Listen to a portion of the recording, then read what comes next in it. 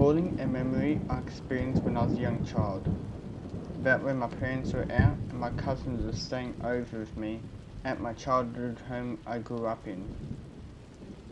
I guess to bring back the memories I had then, but one distinct part of it wasn't so innocent. Back when I was 10, my parents were out one night, so my mum invited two of my cousins, who were both identical twins, to stay with me, and they asked if they could bring a friend with them. My mum said that was fine. She thought I needed a new friend.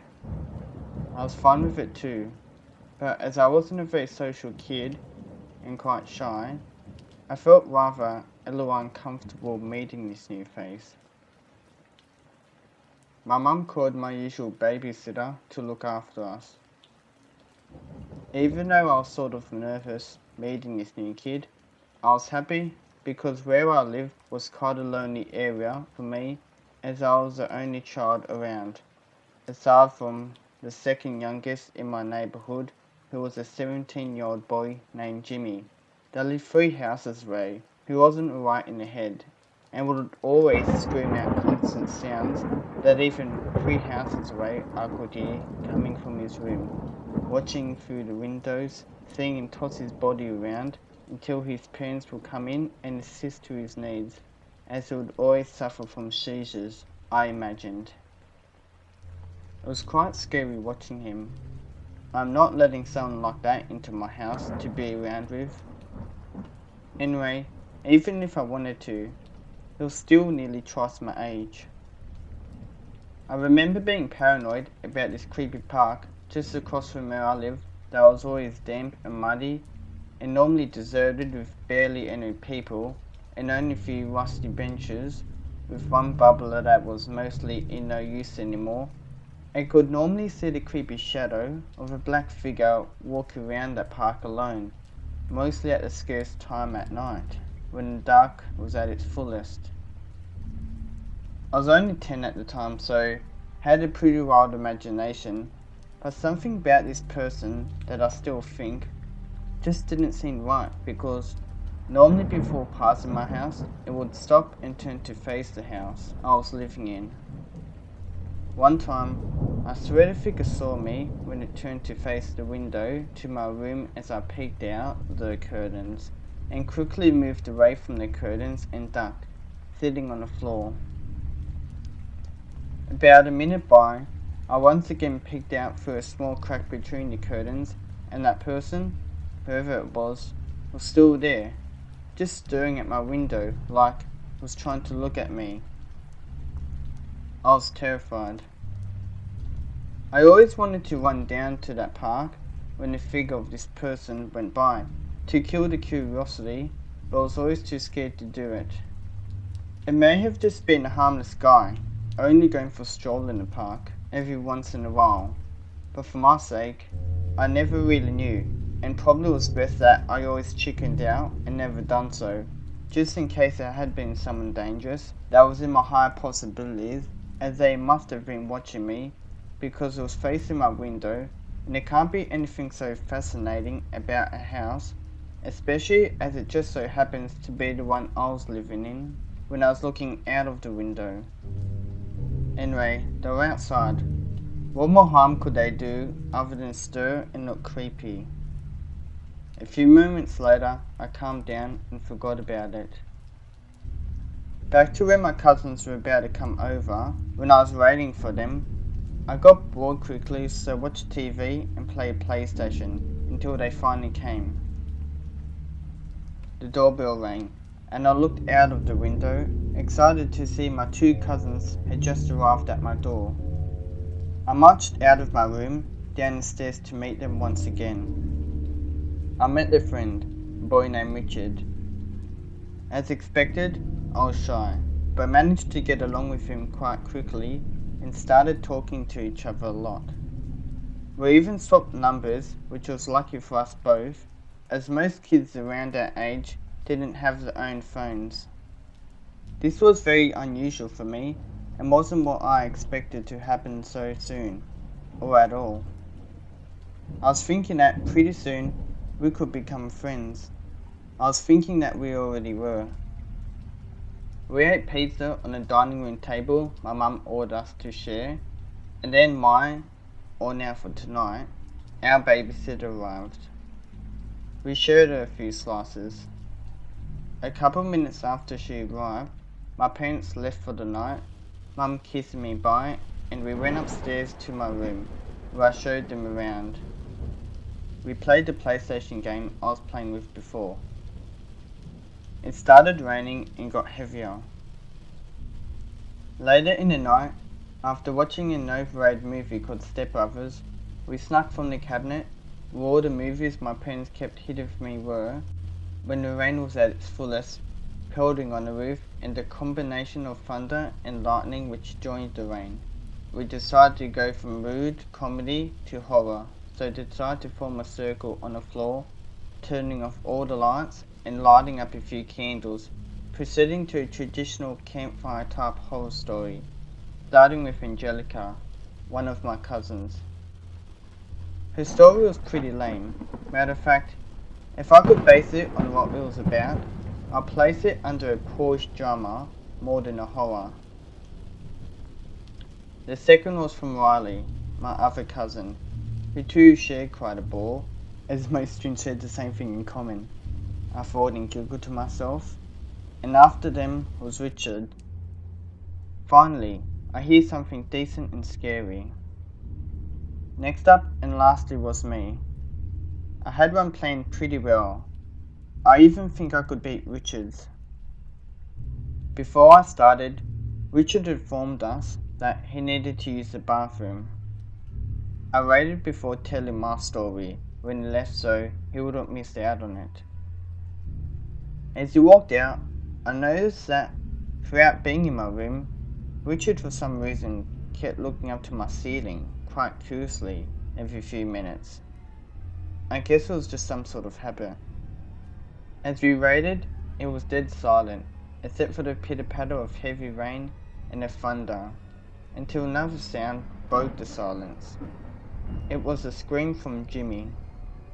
At first, we didn't know what it was, so got quite scared, but laughed it off and giggled to ourselves when we realised, imagine that Richard must have pissed his pants when he heard it, as he went to the bathroom and was all by himself.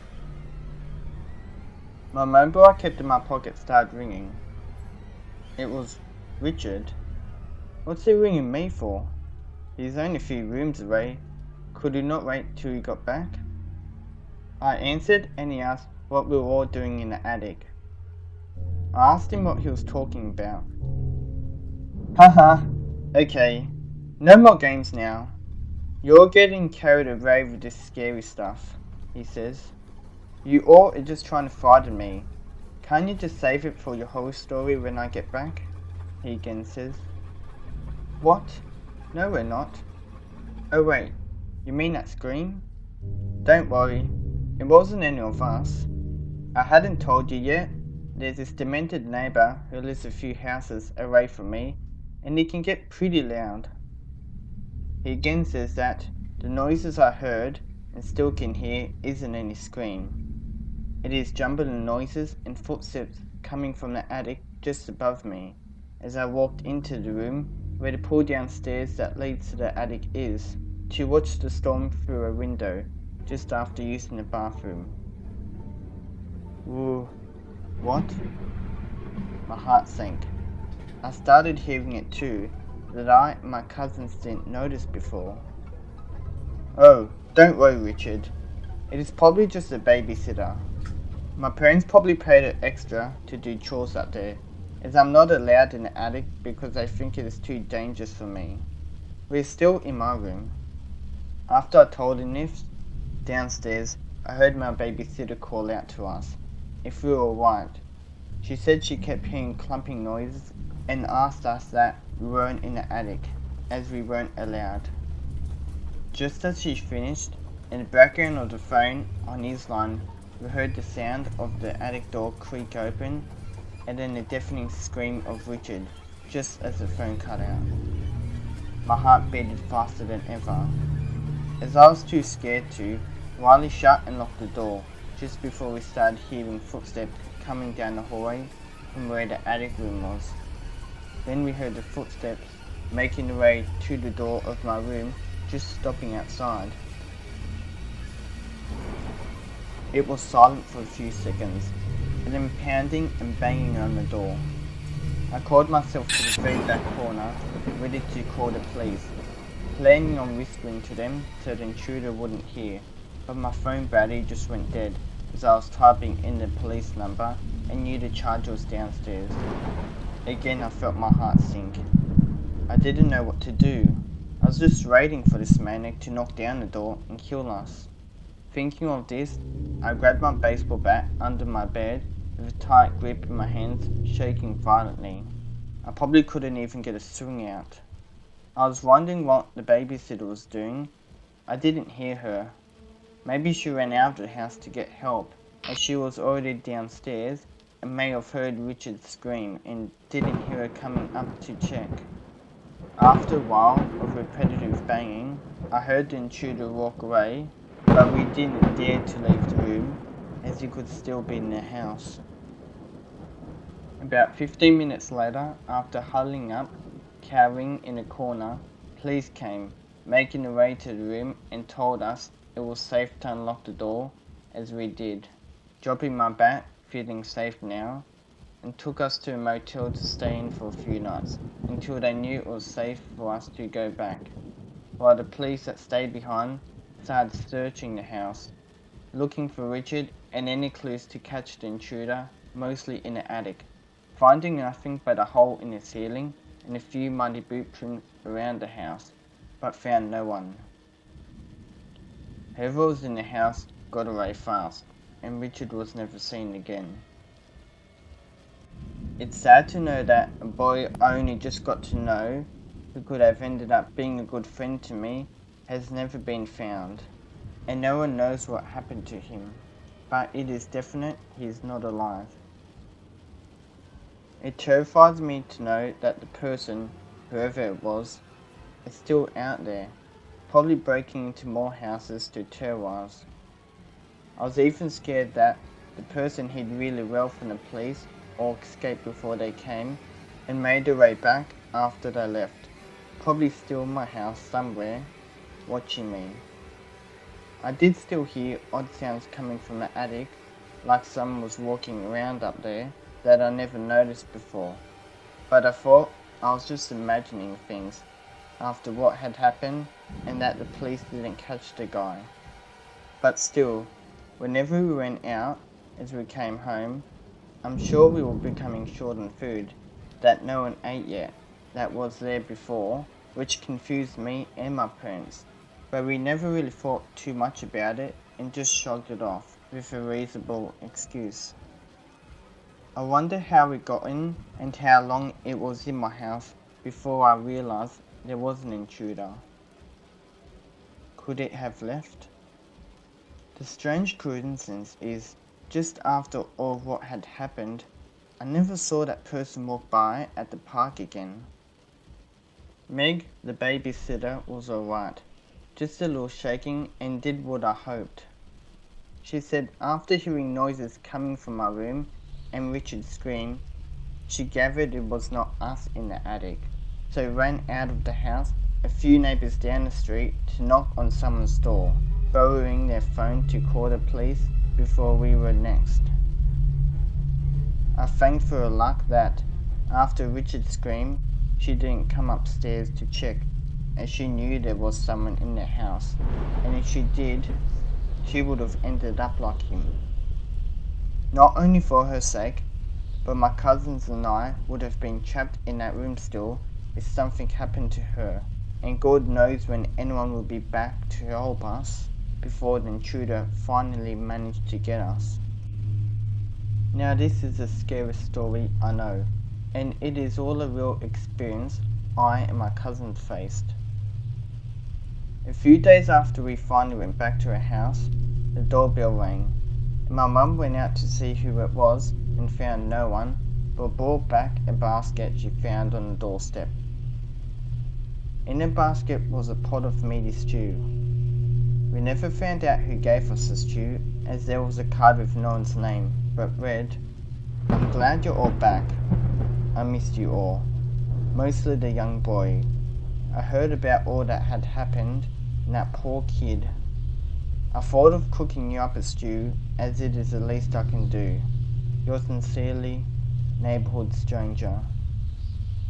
This was a very kind offer the secret admirer did to concern us after all we went through, and me losing a new friend.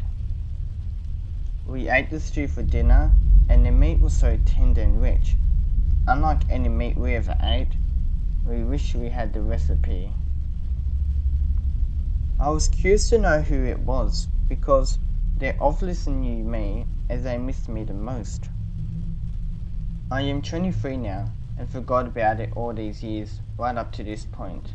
But I remember Richard saying one more unsettling thing after he screamed, just before the phone was cut off, that will stick with me forever. It was hard to understand, as he was panting with fear and talking and stuttering very fast, but I could make out him saying, "It has been watching us through the ceiling."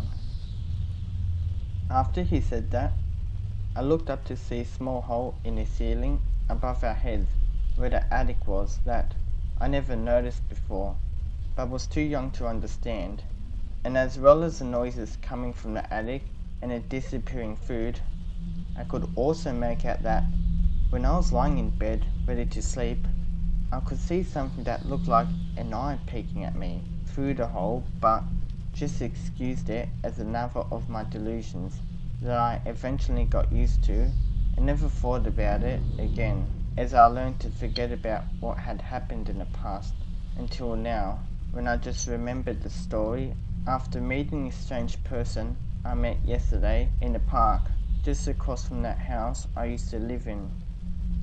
He was a confused weirdo, I thought, as he was telling me stuff like he knew what I did in my life. His face was mostly shadowed by his hood, but I could just make out some of his facial features, and he had an abnormally young-looking baby face that looked far too young compared to the rest of his body, and looked very familiar, but couldn't make out whose face it resembled. I walked away from this lunatic because of the creepy things he was saying to me. What he said to me before I walked away was, "So you still like to watch thunderstorms out your window?" I met a boy who did. I hope you all like my cooking. The meat was rich, with a little help from Rich. You all look so cute when you're scared, but you look even cuter when you're alone. Oh God, it took me long enough, but I finally pieced it all together. Who that man was, what had happened to Richard, that man's face, the hole in my ceiling, and the noises coming from the attic, and the shortage of food. How did I not figure all of this out way before? Just one more thing I can't put my finger on. How does this man know I still look out my window?